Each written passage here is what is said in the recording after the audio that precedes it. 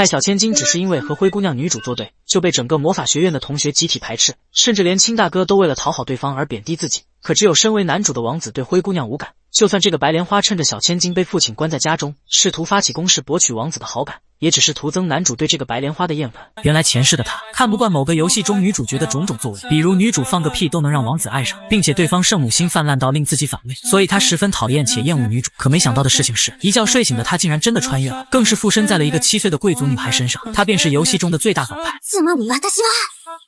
悪役令嬢に転生したんだわ。このチャンスを逃す手はない。今から努力して世界一の悪女、いいえ、歴史に残る悪女になってみせるわ。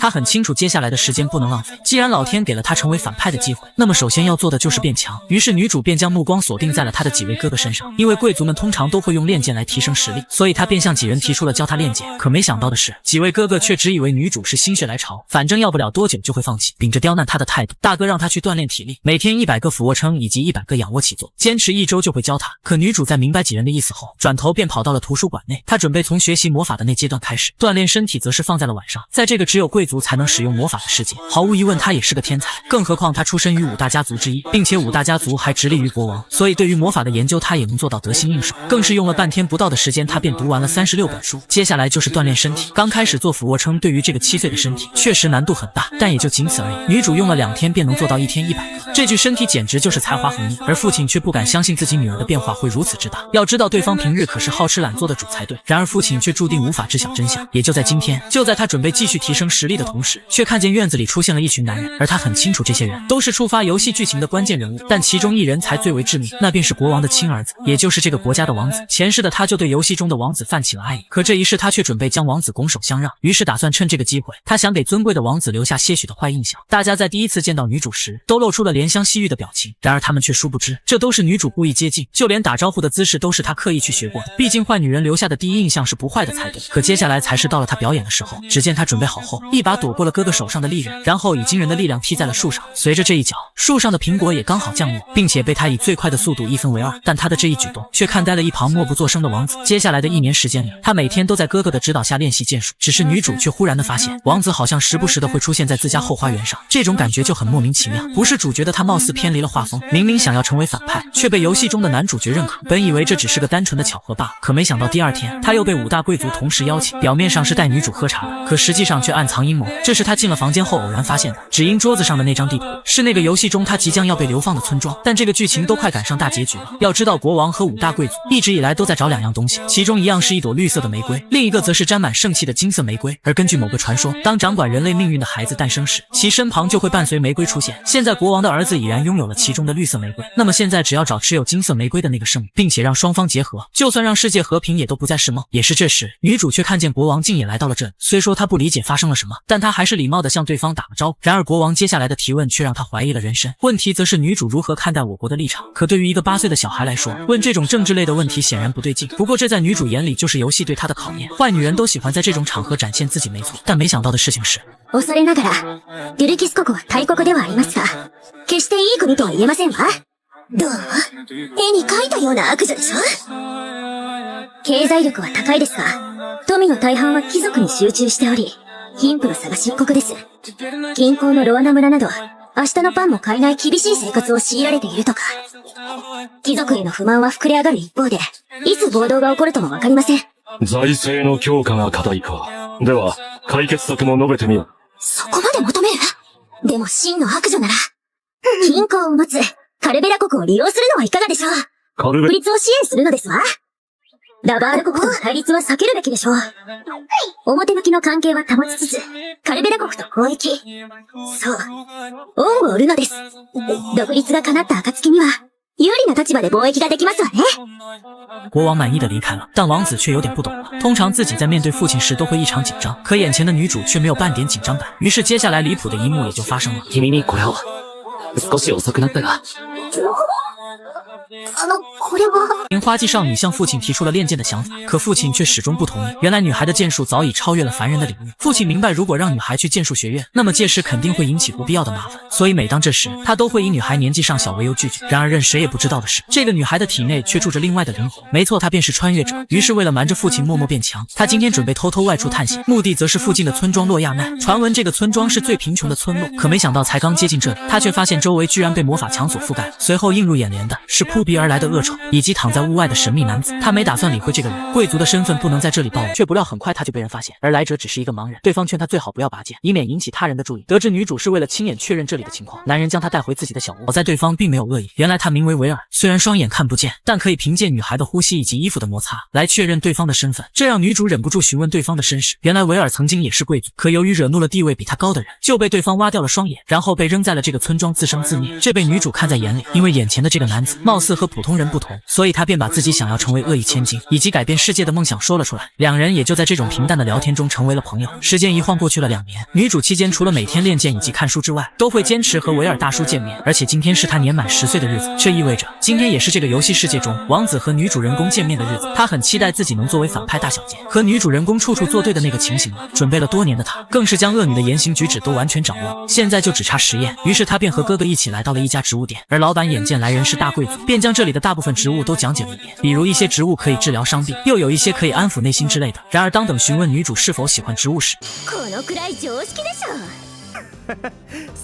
第二天，他找到哥哥，再次说出了自己想要练剑的想法，可没想到迎来的却是对方的严厉指责，理由则是女主年龄尚小。事后哥哥和父亲诉苦，他的确不该对妹妹大声吼叫，只是这一幕却被路过的女主恰好听见了。然后他便走进了房内，并同时质问他们不让自己练剑的理由。眼见氛围这么紧张，父亲只好答应他，只要年满15岁就同意让他练剑。只因女主还没意识到，她的剑术早就超过了儿童领域，如果让她参加剑术测试，必定会成为王国焦点，不管是好是坏。然而当年女主与国王的对话，5大世家全都在场，他们隐藏不了太久。即便如此，父亲也只是想给她一个简单的童年。此时女主却在抱怨，为了成为最棒的恶女，她是一点时间都不能浪费。无奈之下，只能去找威尔求助。因此今天她第一次白天来到村子，却发现了村子的真面目。这里没有秩序，充满了暴力。一个小孩正在被一群恶棍欺负，女主想要上前制止，却遭到了威尔的阻拦。事后他们才将被霸凌的孩子带回家中，但以当前的情况却不容乐观。在这里这种事她见过太多，由于没有药物，生病受伤只能等死，因此她将孩子聚集在一起，教他们认字和算术。只有这个男孩是个孤儿，但他的聪慧连威尔都自叹不如。但凡能获得良好的教育，必定能成为一个了不起的人。只可惜在这里诞生的孩子，一出生就会被贴上罪犯的标签。此刻女主才意识到自己如今的环境是多么优渥，即便如此，她还是被大人保护着。虽然不想保护他人，这不是一个恶女该做的事情，但游戏女主角一定会伸出援手。她自我攻略不能做女主角能做的事，也是一种耻辱。于是女主找到保罗想要退烧的草药，这才帮助男孩暂时脱离了生命危险。可她依旧认为自己很没用，为了成为最强恶女，她一直在努力，但真有事发生却什么都做不了。因此从现在开始，她要用10倍的努力，让自己成为能名垂青史的第一恶女。为此她必须掌握魔法才行。却不料今天女主意外发现，图书馆里竟然多了一片之前没有看到的区域，书架上摆满了她心心念念的魔法书。1级魔法只要有魔力谁都能使用，50级以上就需要大贵族级别的魔力，而记载的最高等级是100级。但游戏中王子和女主角都会100级以上的魔法。很快女主靠自学学会了5级魔法，却因为睡眠不足导致脑袋很疼。此时国王又恰好驾临要跟她聊聊，女主兴奋的一批，只当作是她恶女的失恋。国王开门见山，他喜不喜欢这个国家？女主不明白这个问题是什么意思。见女主不理解，国王改变问法，他觉得这个国家的运行模式怎么样？女主坦言讨厌贵族优待的制度，毕竟说是贵族，但其中有多少无能者却身居高位。虽然他不是针对所有人，但成为贵族的条件是拥有魔力。可擅长魔法的人不见得擅长政治，反而平民不管多优秀，却因为身无魔力就连翻身的机会都得不到。因此当前的制度不知道浪费了多少人才。一想到这个他就头痛不已。然而王子却看出他是真的头痛。可国王还有最后一个问题，他说的话也同样适用于他自己。然而女主无所谓被剥夺大贵族的地位，她自知只是运气好出生在这个家，但明知自己无能，却为了保住地位打压优秀人才就是作恶。谈话结束，女主刚一离开就差点晕倒，王子及时出现将她抱在怀里。随后见女主连吃药的力气都没有，王子是真牛逼，直接嘴对嘴喂药就离谱。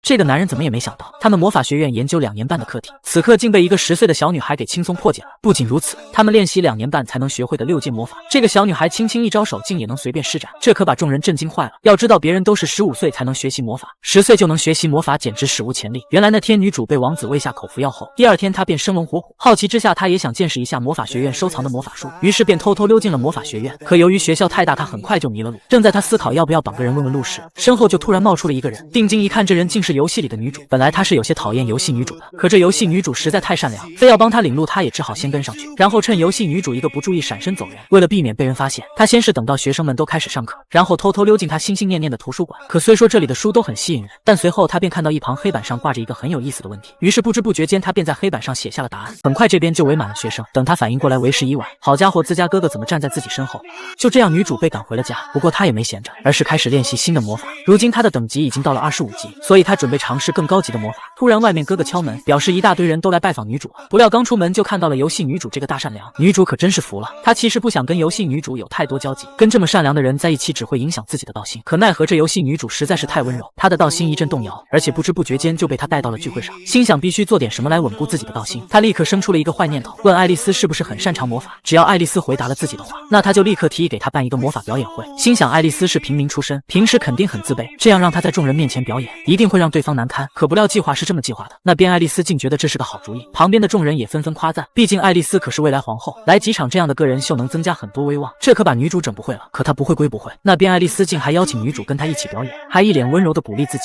女主恼羞成怒，直接打断爱丽丝，表示自己才不要跟爱丽丝一起。这下气氛终于沉闷下去了，爱丽丝也终于露出了伤心的表情。可不等女主开心个半秒钟，那边爱丽丝竟又开始如沐春风，甜美可人了。她可真是服了。就这样，女主连续被爱丽丝缠着好几个小时，爱丽丝一直在她耳边温柔的问东问西。尽管女主每次回答时都尽量想让爱丽丝讨厌自己，可终究是徒劳无功。她逐渐从开始的心态爆炸，到后来的双目无神，最终实在太烦，她便随手一招桌上的花瓶，故意从爱丽丝眼前划过。然而她是这么秀的，那边众人也是这么震惊的，哥哥更是不敢置信。前2天女主才用剑技击败自己，女主直到这时才意识到自己好像暴露了魔法，可她怎么也没想到暴露魔法竟会这么严重。她从众人眼中看到更多的是严肃和紧张，这甚至让她有些不知所措。于是在众人离开后，她连夜赶来贫民窟问威尔，10岁的人展露魔法到底有什么后果。威尔告诉她，之前也有个人跟她一样嚣张，13岁就学会了魔法，17岁就把魔法练到了80级，可随后那个人就魔力失控了。女主这才意识到事情的严重性，但威尔告诉女主，只要以后按等级释放魔法就基本不会出问题。此时之前就吓的小男孩也醒了，女主直接就上去介绍自己是个坏女人，虽然我救了你，但完全是为了利用你，我要成为最强的坏女人。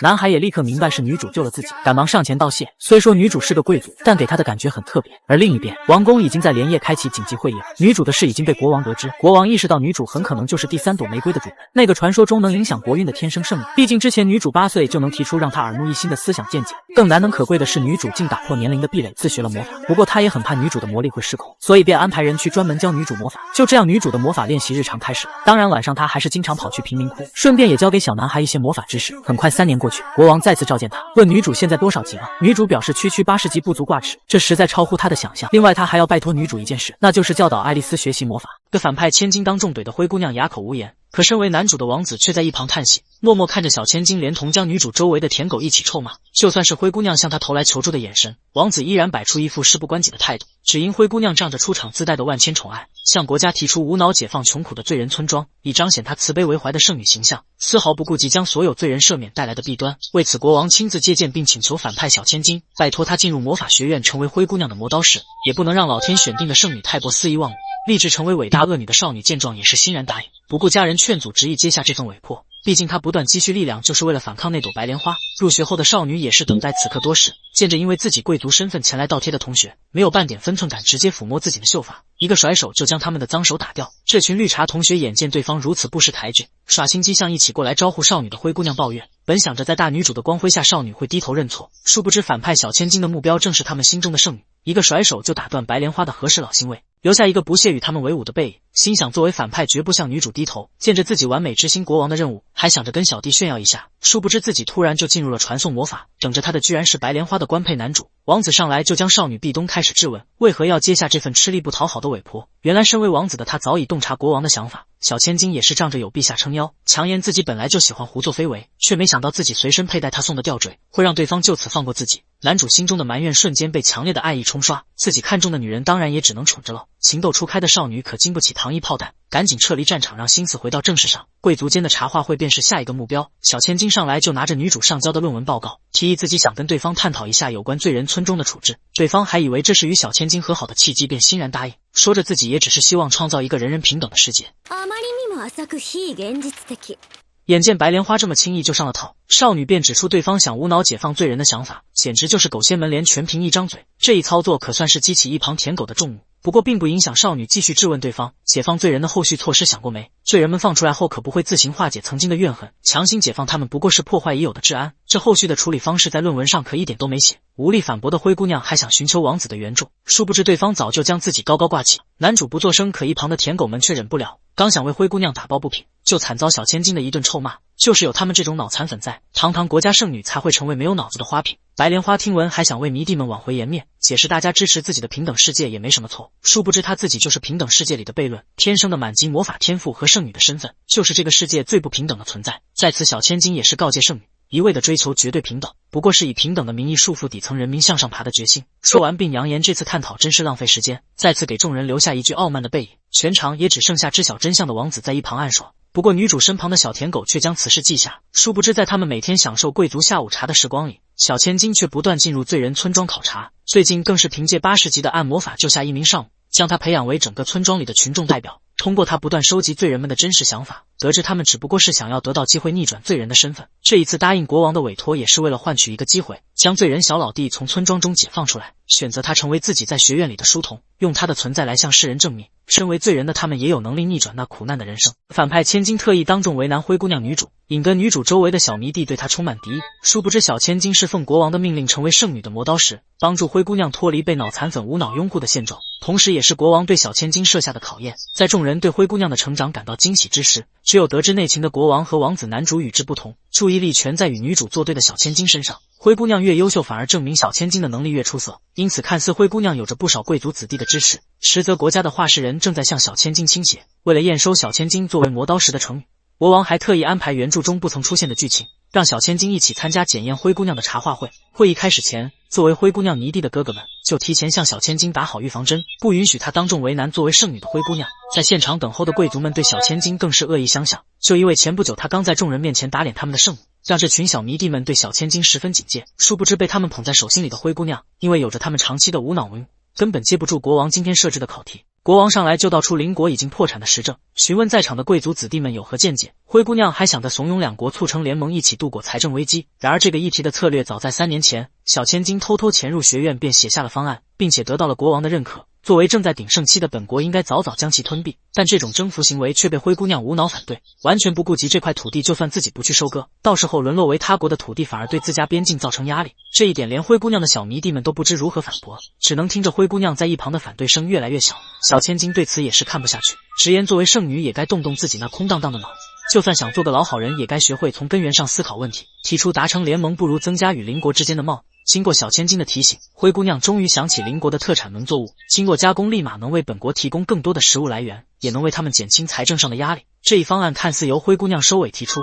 引得小迷弟们对她一个劲的夸赞，实则纵观全场的国王早已将两人的水平分了个高下，对不管站在何等角度都能游刃有余的小千金感到满。待漫长的会议结束后，小千金只想快点逃离当时的氛围，一群小迷弟只知道围着灰姑娘转，却没想到自己走得太急，竟在王宫中迷目，来到了存放国王右氏画像的走廊。此时男主却突然出现在他身后，向小千金讲述自己的皮肤遗传自母亲，所以才和画像中的父亲有着些许差别。此刻本应该围绕着灰姑娘转的男主，却时刻跟在这个反派小千金的身旁，介绍完后还要亲自送她走出王宫。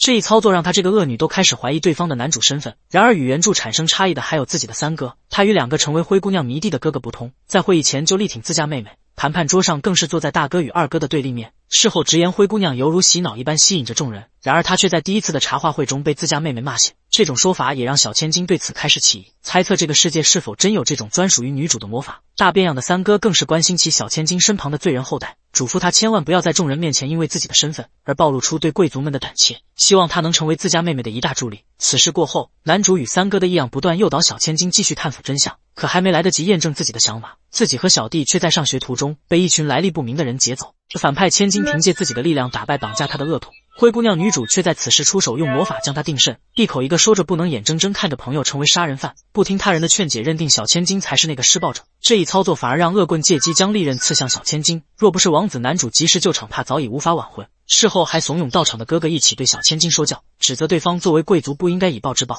殊不知这种行为彻底惹怒护妻心切的男主，作为皇族特有的寒冰魔法瞬间爆发，将一切的矛头指向在这里说闲话的灰姑娘。只因这些暴徒都是受女主的脑残粉所迫，要把跟灰姑娘对着干的小千金彻底铲除，甚至还动用了被列为禁品的魔法封印器，只为确保对方没有丝毫的反抗能力。不过他们还是小瞧了眼前这个反派小千金，穿越多年以来，对方精通的可不只有魔法。手持双刃的小千金瞬间解锁格斗技能，还特意用刀背将恶徒们一击放老，留下活口好盘问出对方的幕后主使。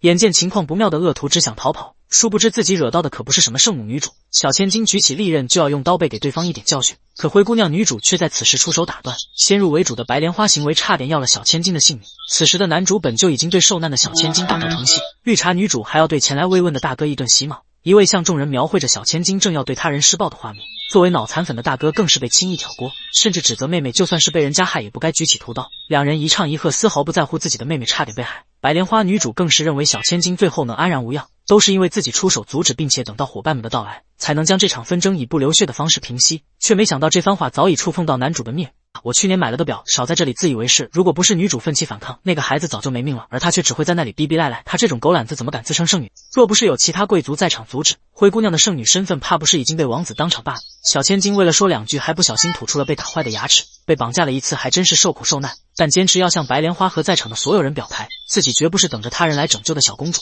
就算是再来一次，自己还是会选择举起武器反抗。不等对方回应，男主便抱着小千金就要离开，当场拒绝白莲花想一同前往照顾的请求。或许作为女主的灰姑娘也该反应过来，自己不再是这个故事里唯一的主人公。此事过后，跳过某些尴尬到抠出3室一厅的画面，小弟希望将小千金掉下的牙齿留作纪念，激励自己再也不要成为他的拖油瓶。不过本该由小千金亲自找出来的幕后主使，却已经被男主揪出来提前处决，连带着对方的家族一起遭到皇室的处罚，让本想大干一场的小千金老实本分的养伤。但真正让人头疼的却不是幕后黑手，而是在中途出来横插一手的灰姑娘圣女。毕竟按照传说，圣女终将与王子结合，为国家带来繁荣，但经过此事，王子男主可彻底不装了，决定要将自己的命运把握在自己手里，敢做敢当的态度也是收获一旁小迷弟的认可。经历这些的小千金更加坚信，只有提升自己的力量才能不惧未来的挑战。可在游戏设定中，作为贵族的自己，魔法的天赋上限也才80级，如今才13岁的他可不甘心就此停滞不前，碰上贵族父亲越发担心小千金的安危，实在不忍心自己的女儿与一博圣女作对，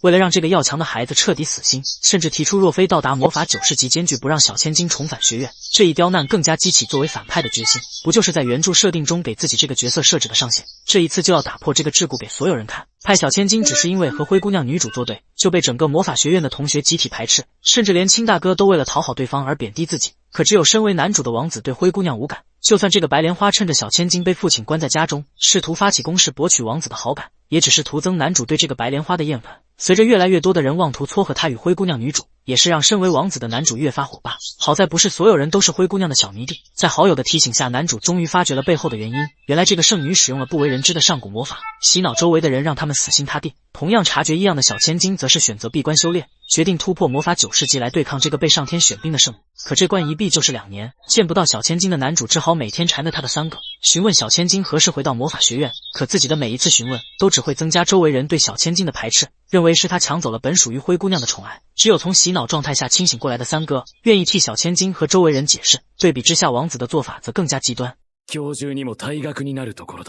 还好有和事佬出来救场，不至于让男主这荒唐的想法实施下去。加入话题的绿毛也是说起这件事，如今同学间更是传言起小千金主动爬上王子的床，可真相却是男主自己没把持住。听闻传言的男主更是坚定了自己的想法，一定要趁早将生米煮成熟饭，好让这些诋毁小千金的人闭嘴。好巧不巧，灰姑娘却在此时发起攻势，在小迷弟的簇拥下前来邀请男主一同享受下午茶。一旁的迷弟们更是对圣女自制的蛋糕夸赞不，这场景也是如他人所希望见到的那样。果然只有灰姑娘才配得上王子。可这种谣言不过是加深男主对所有人的排斥，自己对这种被簇拥着的白莲花一点兴趣都没有。眼见男主的态度如此冷淡，小千金的大哥当场开启忏悔模式，直言都是因为自家妹妹的原因。这操作也是得到了灰姑娘对他的温柔原谅。在这种氛围下，男主更是一刻也待不下去，听到众人对小千金的误解就忍不住发闷。好在有黄毛好友的劝解，让男主终于冷静下来思考如今的现状。然而从黄毛这里，王子听到了有句信息，只因刚才那些女生以前很讨厌圣女，甚至组团霸凌圣女，但是却在某一刻开始，他们突然转信公开表示我爱圣女。